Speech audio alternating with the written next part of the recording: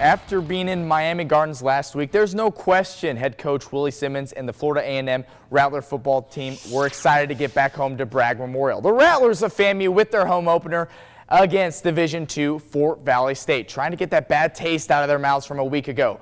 First quarter here, and not the start the Rattlers want. Freshman QB Junior Miranda gets the start, an interception on just his second throw of the game. He actually threw 2 interceptions in the first quarter alone, but a short memory from the young QB. Late first quarter here, Miranda finds the Rickards grad, Chad Hunter on the screen. That's good for 10+ and a first down. Rattlers cooking. Couple plays later, Miranda hit as he throws, doesn't matter. On the money to Kamari Brown. Beautiful pitch and catch, 17 yards to pay dirt. Miranda's first career touchdown as a Rattler. FAMU goes on top 7-0, then hold everything, folks. A lightning delay. It plagued both the Seminoles and the Rattlers on Saturday. Pushed it back about 45 minutes in the middle of the second quarter. Nothing going for either team, really, in the end of the first half there. So we fast forward to this second half. Third quarter, tied up at 7 apiece. 4th and 3 from the 31. Rashawn McKay now in at QB. He provides a spark. Gets it to Xavier Smith, and the senior just refuses to go down. Bumbling into the end zone, a 31-yard score for Smith. They go on top 14-7. Now on defense, swarm the ball, Rattlers. Get into the backfield. Mayhem, fumble. The camera's searching, scanning. Who has the football? Oh, none other than Nadarius Fagan coming into your screen like Superman. The Syracuse transfer still in orange. Now a Rattler goes all the way. That's how you do it. 21-7. The Rattlers take the lead, and they don't give up the momentum the rest of the way on Saturday. They shut out FVSU in the second half, 27-0, and win this one by a final of 34-7. Notching their first win on the season. Head coach Willie Simmons says they didn't play their best football in the first half, but he was proud of his team and the way they responded.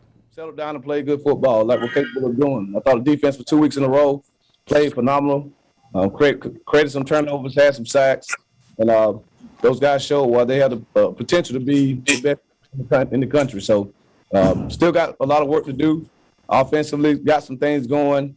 Still have to fine-tune the details. Got to play more consistent up front. A lot of good things to take away from. Obviously, we'll watch the directions, but all in all, good win. Good to get back in the win column, and look forward to going down to Tampa to play an inspired South Florida team. Speaking of South Florida, the Florida Gators stayed in state, and they visited Tampa and Raymond James Stadium to square off with the Bulls. First quarter here, Damian Pierce stays on his feet. The strength, hand in the ground, 7 yards, touchdown. Gators on top, 7-0. Later in the first, quarterback battle in Gainesville, perhaps. Maybe after this, Anthony Richardson to Jacob Copeland. Yes, the speedster, he does the rest all the way.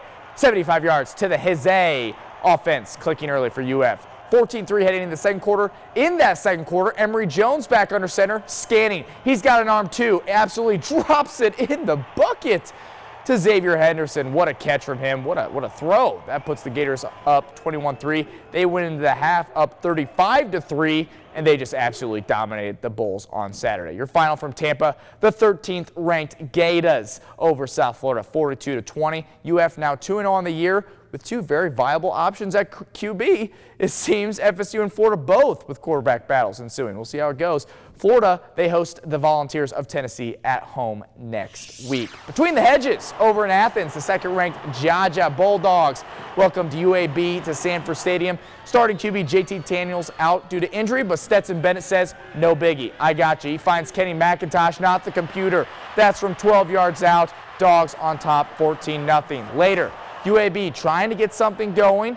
This Bulldog defensive line, quite simply, the best in the country. You can run, but you can't hide. Adam Anderson packed a sack lunch. Huge play. Late first quarter here. Bulldogs back with possession. Bennett lofts it up beautifully to the waiting arms of a wide-open Brock Bowers, the freshman tight end from Napa. They make wine, and they produce football players. 89 yards straight to the limo. Bulldogs on top 21-0 at the end of one. You get the idea. It was a rout in Athens. The Dogs dominate from start to finish, 56-7. They win over UAB. Stetson Bennett, as efficient as he could be. 10 of 12, 288 yards, 5 tutties.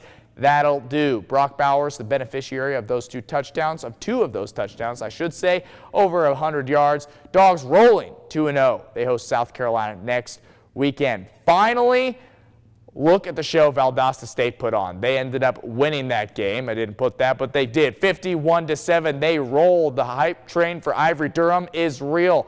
The Blazer QB, 175 through the air, 112 on the ground, 4 total touchdowns.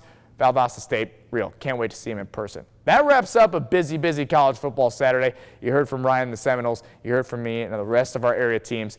That was fun.